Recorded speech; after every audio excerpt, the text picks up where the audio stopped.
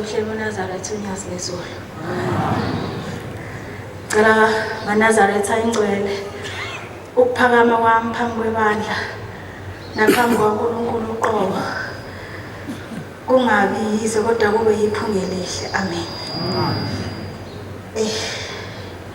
Bengazi ukuthi umthandazo umfishane kangaka. Kodwa ngoba umshayeli uthe asifudumeza ngasho ukuthi asibase ukuze sothi wanya. MaNazaretha fosha abanye bayibuza ukuthi ngaze uzothi ngoba phela uze wafika late. Nami ngayibuza. Kodwa ngizophendla amazolo for udadewethu umphathi. Ungenile umhlangano kaJuly. Ubungeke ngempela uzuqhubeka bakuthiwa besingekho thina njengemakhosazana ebandla. Akusiyoke into encane ukuthi ufike ube yiNazaretha bese uphinde uzoba inkosazane. Singakubuka nje phela ngoba sekuze ngathi kujwayele kodwa akusinto encane. Ukuba kuthiwa ngempela siyakujulela amakhosazane ukuba yiNazaretha lenkosazane besiyohamba mabathathu siwaqoqe sami ngokuqonda. Ngoba thina siwuphila kwamagcela kithi. Inkolo asiyigcine esontweni kodwa iyasiphilisa nasekhaya. Mhlezi sikhuluma sithi kungaba kuhlungu ukuthi ekhaya bahlakana isimo izulu lingene ngapha lize lophuma ngale gceni kukhona intombi. Kugula ekhaya mina singazi mhlezi sikhuluma nathi sithi thina intombi lesifunde nokulinda ngoba siwuphila kwegceke. Ngiphumelelile kaJuly noma ngifica imicimbi eminingi ngice seqoqwe ingqoko. Kodwa iqatha kancane nje ngitholile. Ngezwe ukuthi hayi behlatshiwe uJuly. Makhosazana kithi mase siphakama singayixoxi phela nezegula. Khona nje ukunamela bengakwazi okwaziwa yithi ngoba phela kuyimfihlo yethu. Sihambile sayentanda kodwa okwasemathunjini hayi akuyele eceleni. Kodwa ngifisa ukuqinisekisa kakhulu ukuthi la siguqe phambi komnikazi nabantu abadala. Into engithanda ngathi ukuthi sinolimi oluqoqekile. Sizokhuluma ukuphila. Into engiyibone kakhulu noma mhlambe engithe ngibuye nayo kuJuly ngibona ekutheni ukuthi abantu abadala kithi esibukela kubo noma esikhulele kubo phambi kwethu bayiphendile indlela yenhlonipho kodwa kithi kancane iyasilahlekela. uJuly bungasikho lokho kodwa into enkulu engibonile ukuthi thina abantu abasakhula lento ukuthi sibe sisabi ezoba yihlaze iyasilahlekela. Thina sibe ilabantu ababenenhlahla ukuthi sikhule sifike sifundiseke bese siba nemfundo kodwa ngazi ukuthi akulingana sikwazi ukusebenzisa ngendlela ekuyiyona.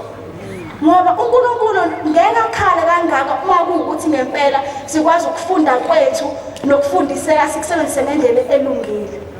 Ngeke uNkulunkulu akhale ngokuthi asiye ukufaka izinto eziwumgogodla webandla phambi kwethu kwabantu abanganawo umuza wenkolo abanganalo uva abazosho noma yini ngoNkulunkulu. Kodwa akekho umuntu omdala othatha into ewumgogodla webandla ayibeke phambi kwezwe kwabantu abangamsabi ushepherd ithina esithi sifundile kodwa singanakho ukufundiseka. Mhlambe kukhona kodwa sikusebenzise ngendlela okuyiyona. Ukuba kuthiwa ngempela imfundo yethu lesinayo sisebenzisa ngokufundiseka ngabe sisebenzisene ekuthuthiseni ibandla. Ngenza umzekelo umfundisi uNtombela kuthe ukhuluma ngokuthi kusahlazwana ukuthi ithempeli ibandla lingaka lingabe ngabo amahhotela abantu abangakwazi ukuyihambela. Ngabo ukuthi ukuba nemfundo yethu sisebenzisa ngokufundisa ngabe sicabangile lokho sathi abantu abadala sifisa ukwenza into kanje. Kodwa kunalokho sithatha into ewumgogodla ngempela yebandla siyobeka kubantu abazosho okukhulu esikwesabanga mase bekusho mase kuyavuka ukuthi hayi singabanazisa futhi singabantu bese thina siyaphilisela kodwa bekuyithi besikade sikwenzile lokho. Asifunde lento yokuhlonipha ukuze izosisiza nasekufundisekeni kwethu nakwimfundo yethu.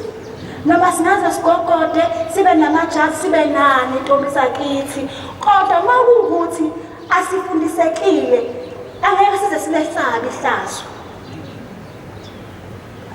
angisukumeli khona ukuyala akwazi nokuthi kuyini ukuyala kodwa ngithanda ngoba ngiyazi ukuthi ngihambe yonke imikhosi abanye baficela emgidini ngalizwe iphunga ukuthi hayi kade bafika kodwa nje lokuyilokho ukuthi asiqoqulimo ukuthi wasemathunjini nathi sesizwe kuthiwa 23-14 nathi kasibe nomgogodlo ka-25 kodwa siyibeke indaba ukuthi simbonile uNkulunkulu yaphila sikuficile ukungcwele sibheke lokho shembe simbonile bangcwele yaphila futhi ngempela uma singababonge kahle abazali bethu ukuthi bezivumele siye phambi kaNkulunkulu angazi ukuthi siyobe sibonga ini ngoba phezu kwazo zonke iy'nqumo esiy'thathayo asikho isinqumo esihle sasahlonipha njengokuthi siba ngamaNazaretha phinde sibe ngamankosazane ngiyangibona masuthi ukuba inkosazane yokweNazaretha uwonakhiwe kwazi ukuvulela yonke iminyango ngoba iqiniso lithi sikholela indlela ukuthi sibe uNkulunkulu kodwa ngoba sisasemhlabeni konke lokho uNkulunkulu usuke sesikhombisa kuyibonus ukusikhombisa ukuthi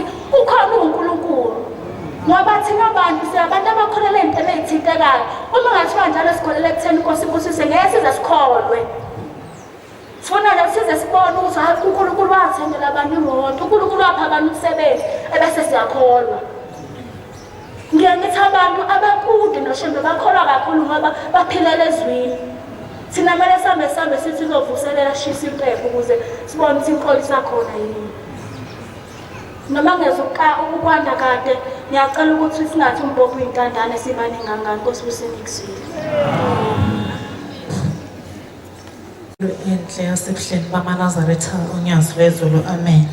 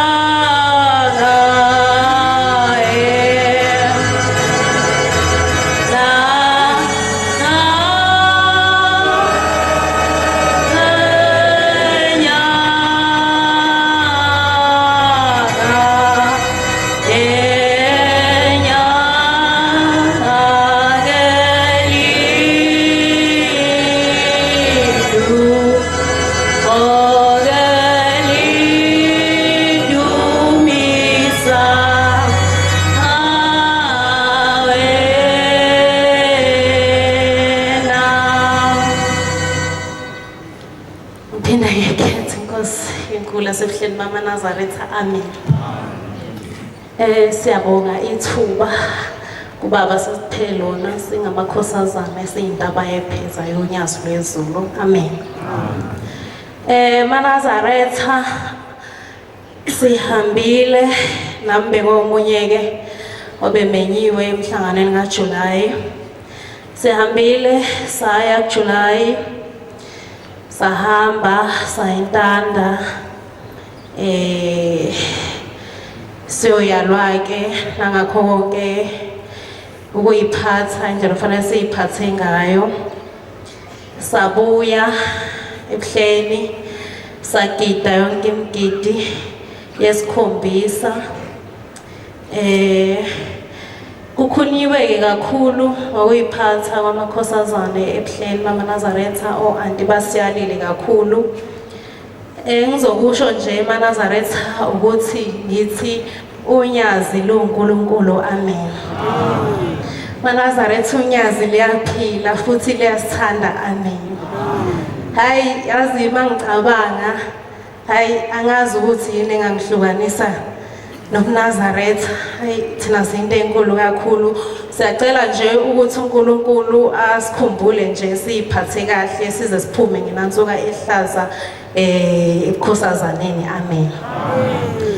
MaNazaretha into nje engiyithandayo ukuthi ayikho into eyenzakalayo ngaphandle kwamakhosazane, na kukho konke nje okwenzakalayo inkosazane iyona nje phambili. Manje nje singamakhosazane kufanele ukuthi siyiqhenye ngalokho kakhulu.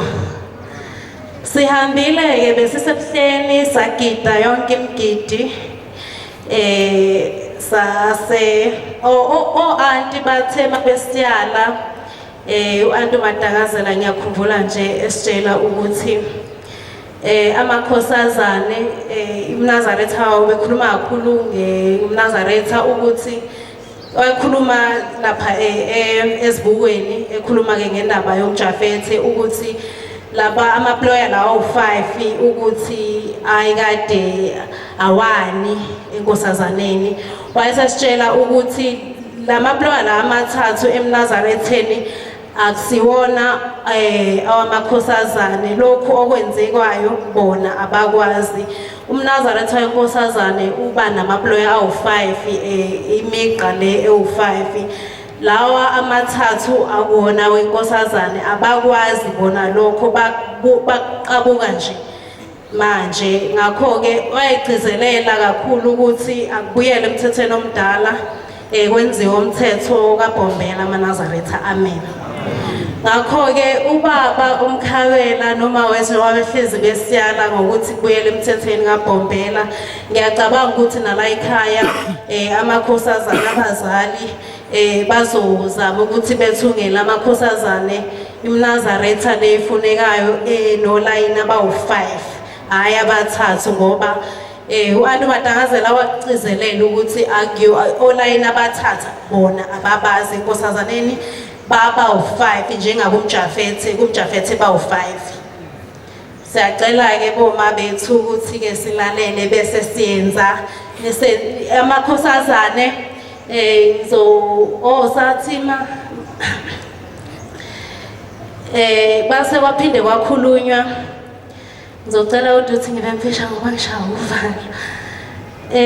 Ukuthi nje ngizokusho ukuthi ngithi njengoba siyisibuko nje sonyazi amakhosazane aqhubekeni siyiphathe kahle size siphume ngenansuka ehlaza. Inkosi kusenekuswele. Amen.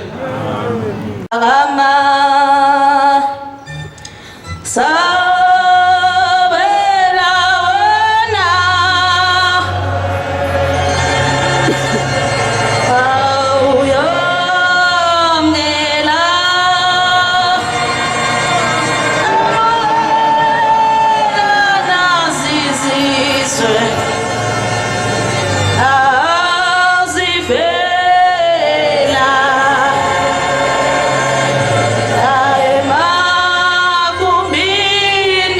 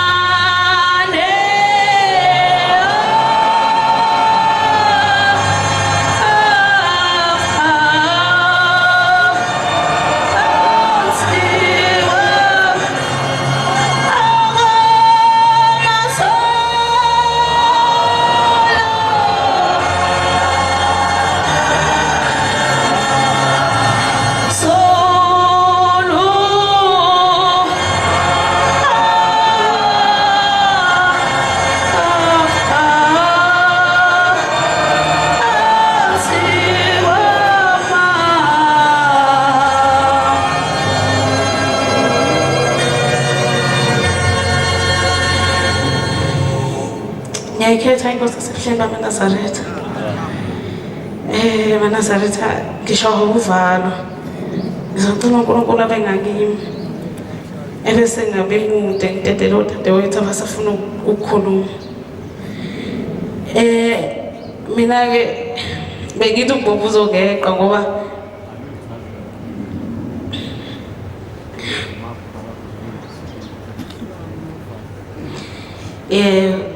ngizoqala ngokuzichaza njengoba uMshumayeli esho. Lo okhulumayo igama nguNomalungelo ngwakaHadebe.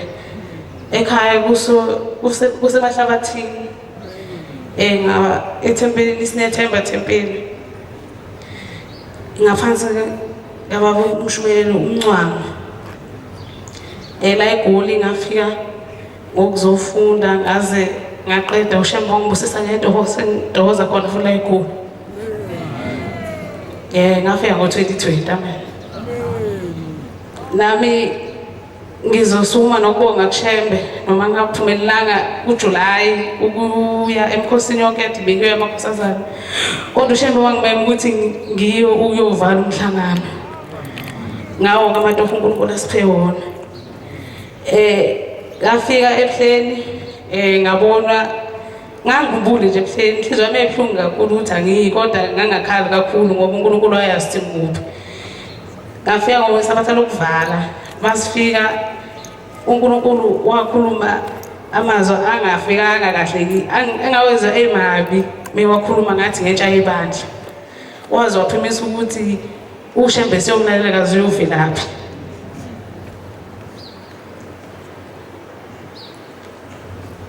Ngiyacela abaNazaretha ngisukumela ukuyala kodwa ngizokwanda la udadewethu ake waqala khona beqala ukukhuluma ukuthi ibi lento esiyenzayo ngoba uShembe akusinto akaqala ukusikhuza kanje. Thina intsha yebandla kakhulu ithina esiphostayo thina ingane zala ekhaya. Akusibo baba bethu noma wethu abazi nothi yini oTikTok. Ngiyacela ukuthi ngicela silalele uNkulunkulu. Uma uhleze ekhuluma ngokuthi uShembe meke nje wakhuluma kanje akusinto enhle phezulu kwethu.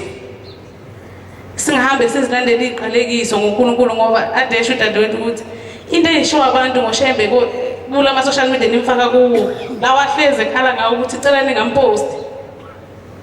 Ehleze ekhuluma ukuthi ushilo futhi wathi into eyigugu uyayifihla. Abantu abangakholwa abazi ukuthi yini uNazaretha. Abazi ukuthi yini esiyenza masisehleni. Aba-understand ukuthi yini umkhosi wamakhosazana. Uma wena usuzoposta ususetanda into kumele yaziwa abantu abahamba intanda kuphela usho ukuthini. Ngoba ukulandela kuzothi akuthukwa wena. Wakwathi ubhuti wayefika ngisafunda la eVets wathi kumele wazi ukuthi khona uhamba kumele uShembe. Angeke ngize kuthiwa uSibanibani wakabani wenza ukuthi kuzothiwa baze bembize ngegama uNkulunkulu. Ngiyacela ukuthi ngicela siyaleke sizingane sivikele ibandla lethu ngoba siyikusasa leli bandla. Ebese ngathi amakhosazana bese ngiyacela uNkulunkulu asiphe ukuyiphatha kahle. Sikhumbule ukuthi uma singekho ayikho into eyenzakalayo ehleni ngobani amakhosazana awekho. Washo uMshumayeli wathi isandla sikababa sokudla. Ngiyacela siyiphatheni kahle. Sibukele kwabantu abayihambile endlela ngoba ningi amakhosazana ayihambile endlela futhi aphume amakhosazane anomlando omuhle. Silayela abazali bethu emakhaya siphinde futhi abazali bethu nabesihambise emhlanganweni lemkhulu efana noJulayi kanje nozayo lo ngoSeptember. Sifike siyiphathe kahle siyela uNkulunkulu lapha singayeli yokwenza imikhuba. Konke lokhu ngiyacela uma ukuthi khona lapha engikhulume khona kabi uNkulunkulu angixolele ebese inkosi besenenzwile.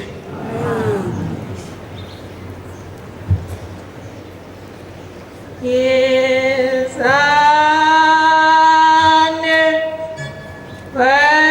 my soul.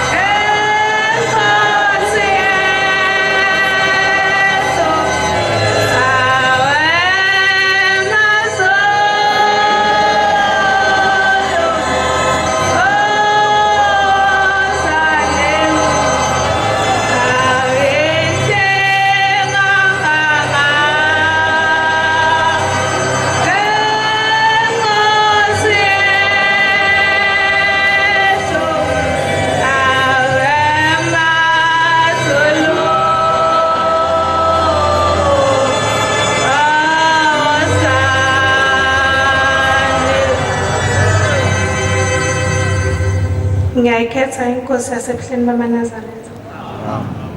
Oguqile phambi kwabangcwele inkosazane yakwaNcube eMtubatuba kwaMpukunyoni emzini waseThokozane Thempeni.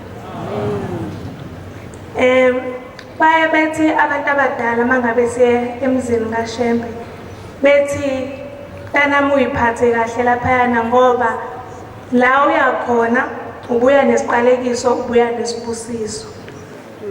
Isiqalekiso awusiboni mangabe usithola ngoba ngisho uShembe ethi inkosi inibusise awazi ukuthi umukela isibusiso noma umukela isiqalekiso. Isiqalekiso usithola kalula ngokuhamba unganyatheli kahle emzini kaShembe.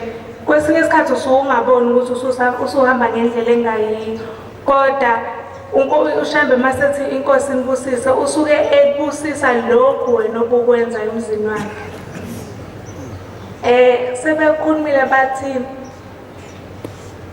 ukuba inkosazane kuwumgogodla webandla aqali lutho thina singayile ngisho entanda.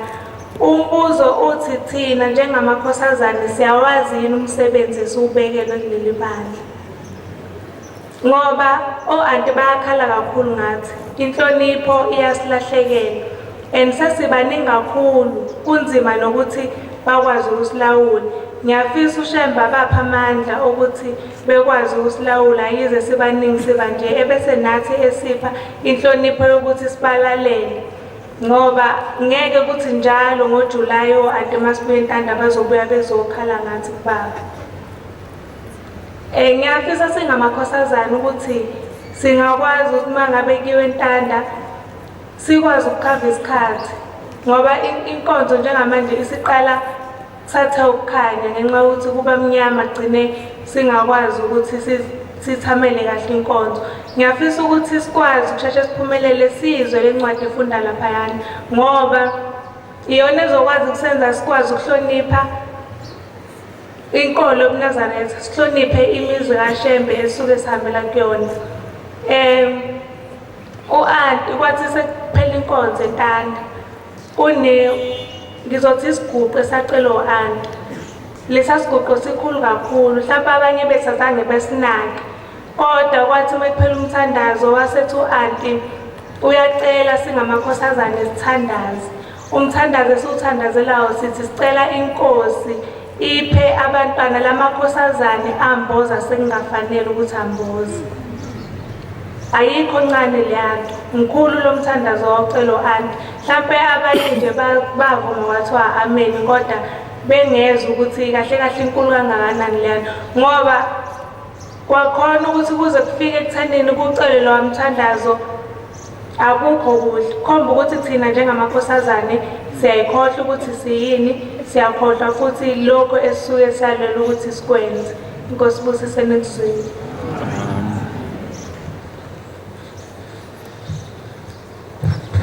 Nkosi yami ungithanda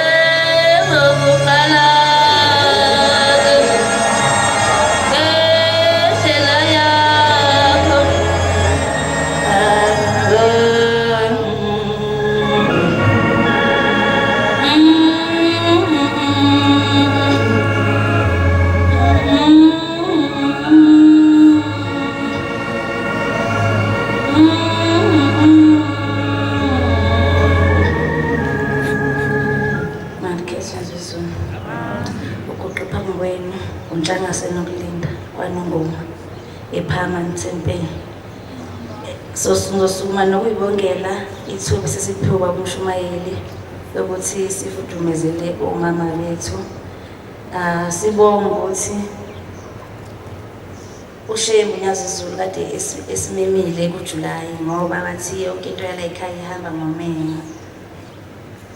Sibonga ukuthi besiphumelelile singamakhosazane sayinikela sayentanda. O-anti babuye bekhale ngathi ukuthi thina asisalawuleki. Ubaba uthi mase singabalalela abaphathi thina solalela abanye. Ngoba o-anti yibo abasiphethe. Ngiyakhumbula nje angisazi besigida insephe. O-anti bakhuluma kakhulu ngendaba yamahawu kodwa thina besiqhubeka siwaphatha.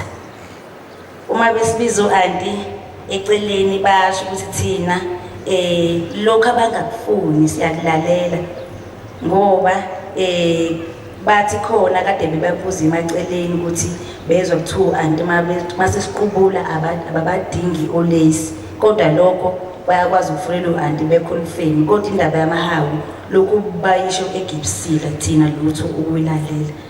uShembe azasikhumbule singamakhosazane silayele u-anti sihloniphe inhlonipho izinga silahlekele nkosibuseni Zulu.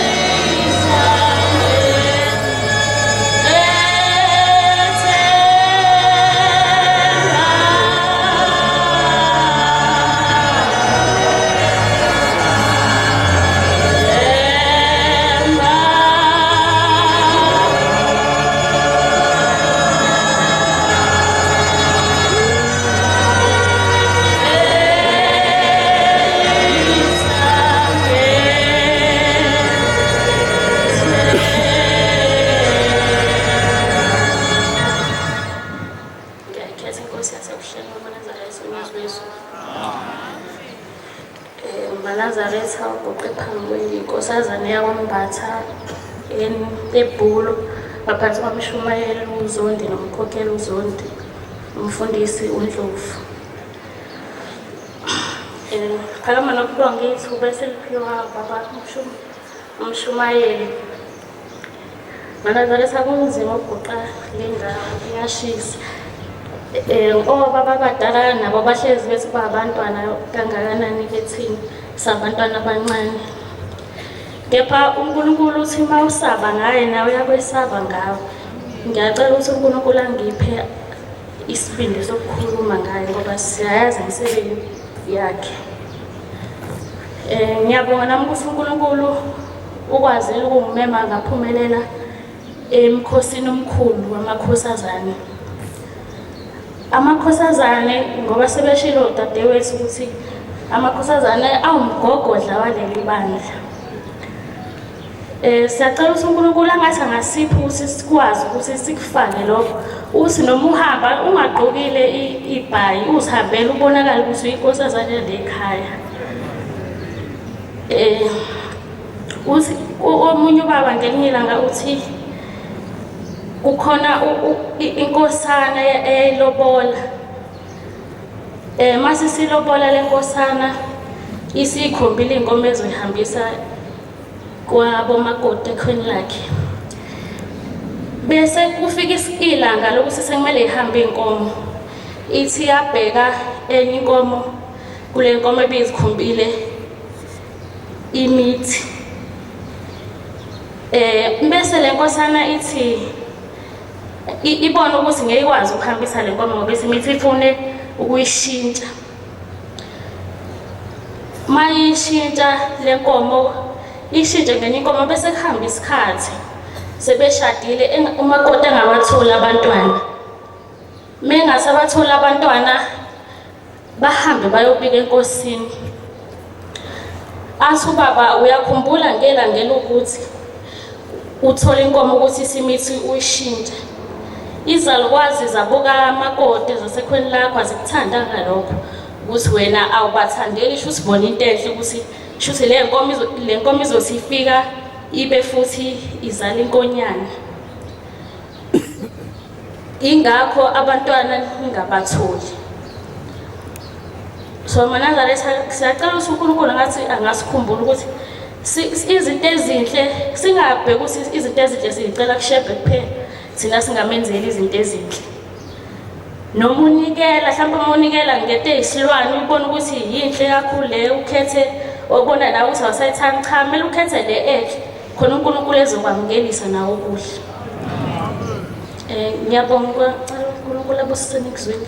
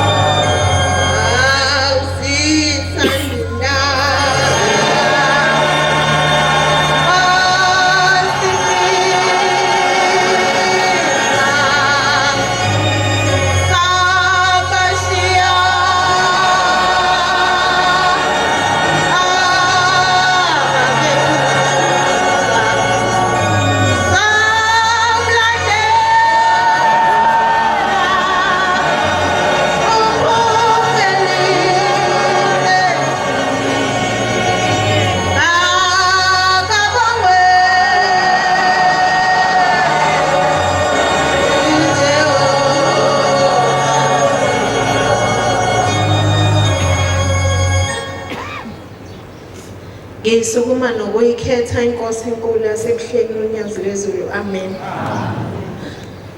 Manazaretha nginovalo kakhulu kepha oguqile inkosazane yasemsinga ukwanele igama ethempelini lasenzuzweni kumkhokheli uMangubane umshumayeli bekudlamini kodwa kwamanje sabhekwe ubaba uMntungwa. Amen.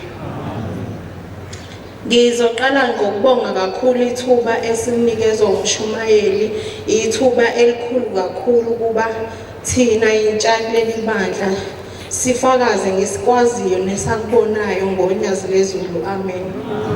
Leli thuba ke esinikezwa lona ke ngilithathe njengethuba elikhulu kakhulu ukuthi ithuba esiveza kilo kubazali bethu sovuselela ithemba ukuthi noma mhla uShembe sebakhumbula ebabizele ekhaya elimiphakade ikhaya elikhanya phansi kwelanga nenyanga lele sizosebenzela namhlanje ukuthi noma sebehambile uShembe singasali sithi besenzela abazali bethu kodwa siqhubeke naloNkulunkulu ngoba uyena onguye akekho omunye.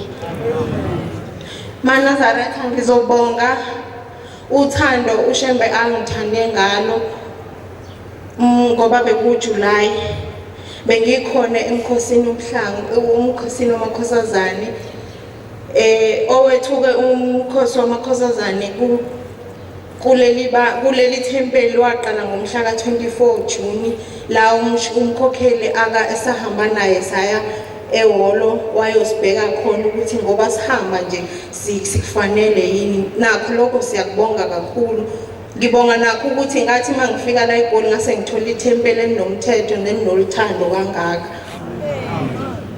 Sihambile ke saya emhlanganweni sawungenisa umdedele saphuma isibusiso ukuthi siye phezulu siyohlolwa sabuya sasisiya eNtanda. MaNazaretha makhosazane ngathi uShembe engasipha uthando lokuthi masinikezwe lesi sibusiso sokuya eNtanda mase siyasigcina isikhathi saleya nkonzo ngoba ukuya eNtanda akikho ukuthi nje siyoba simlilo lapha sihlale zizeni siba ngumsindo lehlezi sikhuzwa ngawo kepha ukuya eNtanda kunenkonzo esifike siattende lapha kunencwadi efike ifundwe khona after ukufundwa lo ncwadi mase abaphathi bethu obo-aunty bese beyasiyana emva kwalapho uma ukuthi awukaze wayizwa lo ncwadi ngiyakudabukela kakhulu ngoba ukubaluleka leya ncwadi ibaluleke kakhulu ayigcina-ke ngokufundwa lapha eNtanda iyafundwa naphezulu ezibukweni. Akukho lula-ke ukuthi siyizwe sonke lapha eNtanda ngoba sesisibaningi kakhulu kepha ezibukweni bayazama ukuthi siyizwe sonke leya ncwadi nakhona kuyihlazwana ukuthi khona bafike sifundiwe khona. Sihambile eMaNazaretha sawenza wonke umkhosi wamakhosazane saya emgidini engikuthande kakhulu nokungivusisile ngathi noma bekuyiviki lesithathu noma lesibili mangaphosisi ubaba eseyibusisile imgidi sasesehla sezantsi solalisa njengenjwayelo. Masifika ezantsi la kwakuyimpompi khona ngasegeyithini lababa ubaba wayesema kanye nathi wayesesina kanye nathi. Ayikho into eyangibusisa neyangijabulisa njengaleya ngimbona uJehova esinyakanye nathi ngase ngisho ukuthi inkosi ngathi ungasifihle kokuqala nokokugcina usifake kakhulu phansi kwephiko lakho usenze sibe ngabantwana bakho usenze sikufanele ukubizwa ngabantwana bakho. Makhosazane ngathi singaku-understand ukubaluleka kwethu ngathi singaku-understand ukubaluleka kwalobukhosazane. Ubukhosazane-ke akusikho ukuthi ngoba awukakanikazani negugu labazali kepha ubukhosazane sikwazi siku-understand ukuthi kuyini. uNkulunkulu MaNazaretha uShembe unyazi lezulu luNkulunkulu kithi. Ukubonisile uNkulunkulu ubukhulu bakhe kithi. Kunencwadi Exodus 14:14 ethi uJehova uyakunilwela niyakuthula nina. uJehova kuloJuly ubonisile ubukhulu bakhe mawungakamboni kusho ukuthi awukakazazi ukuthi ukuphi. Ngizocela kakhulu nje ukuthi uNkulunkulu esiphe uthando lokusithanda mase yasigeza ngensipho yakhe esenze sibe abantwana bakhe abakufanele ukubizwa siba ngabantwana bakhe. Ngizokwehlela ngezantsi inkosi busise ngikuzwile. Amen.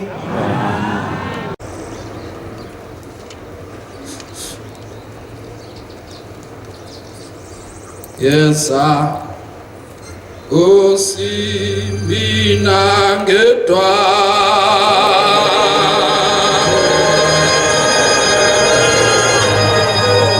anginaye